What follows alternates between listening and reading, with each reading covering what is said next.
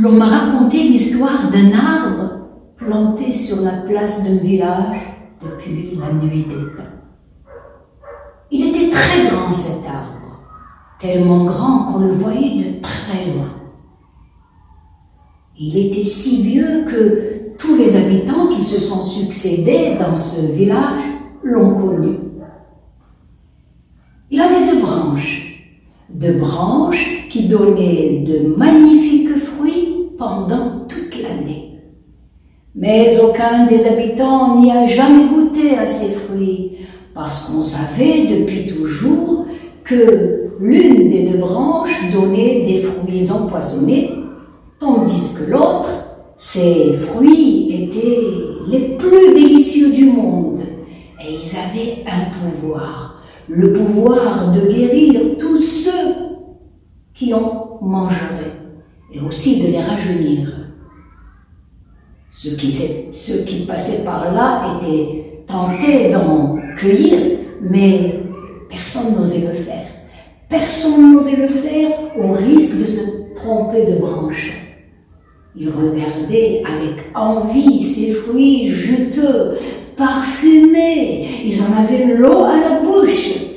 Mais en cueillir ou en manger, personne ne voulait prendre le risque de mourir. L'on m'a raconté, et ceci n'est pas une invention, l'on m'a raconté qu'une fois, dans cette contrée, il y avait une grande famine. Une famine impitoyable avait frappé le village. Les gens mouraient de faim. Pas une goutte de pluie, pas un flocon de neige n'est tombé du ciel cet hiver-là. Le printemps a été glacial, il avait dévasté prairies et vergers. L'été a été très chaud, il avait brûlé toutes les moissons.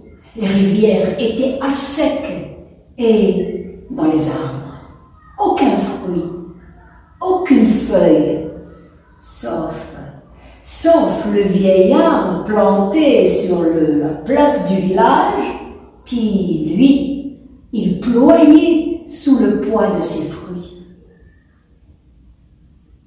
Les gens mangeaient un jour sur 3 et puis ensuite, ils n'avaient plus rien à manger. Rien. Un jour, ils se sont rassemblés sous le vieil arbre. Un jeune homme est sorti du groupe. Il avait très faim.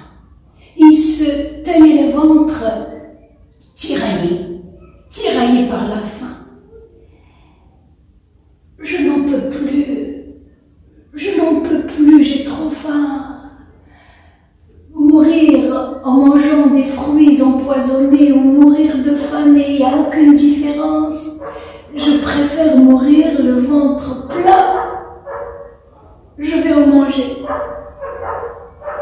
Il a tendu la main vers l'une des branches, au hasard. Il s'apprêtait à prendre un fruit lorsqu'un vieillard, sorti du groupe de l'assistance, l'arrêta. « N'en fais rien, mon fils. Arrête. C'est à moi de le faire. J'ai trop longtemps vécu et rien ne me rattache à la vie. Laisse-moi faire. » L'assistance regardait le vieil homme. Elle était tremblante, médusée. Qu'est-ce qui allait se passer?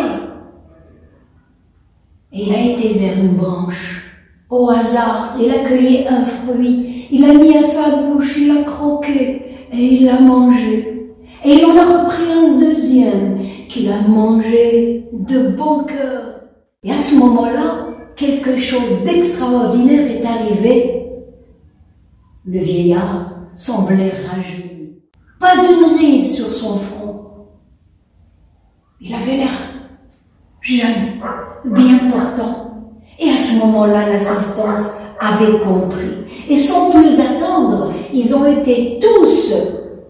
se sont rués vers l'arbre et ils ont cueilli, repris des fruits de l'arbre, du vieil arbre.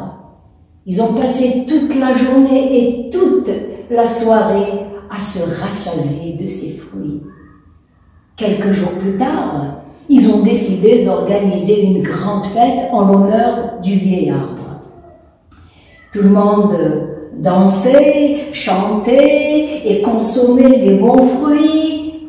À un moment donné, tard dans la nuit, ne voilà-t-il pas qu'un sage du village prit la parole. La branche maudite, il faut la casser. Il faut la supprimer. Elle est inutile. En plus de ça, pensons à nos enfants dans le futur. Ils pourraient se tromper eux aussi. Et à l'unanimité, les villageois étaient d'accord avec lui. Alors, sans plus attendre, ils ont été chercher des haches et ils ont arraché la branche. Le lendemain matin, comme à l'accoutumée, ils ont été vers l'arbre pour se nourrir. Il n'y avait aucun fruit sur l'arbre. Tous les fruits étaient tombés sur le sol. Ils pourrissaient. L'arbre, le vieil arbre, le bel arbre, généreux, était mort dans la nuit à cause de la stupidité des gens.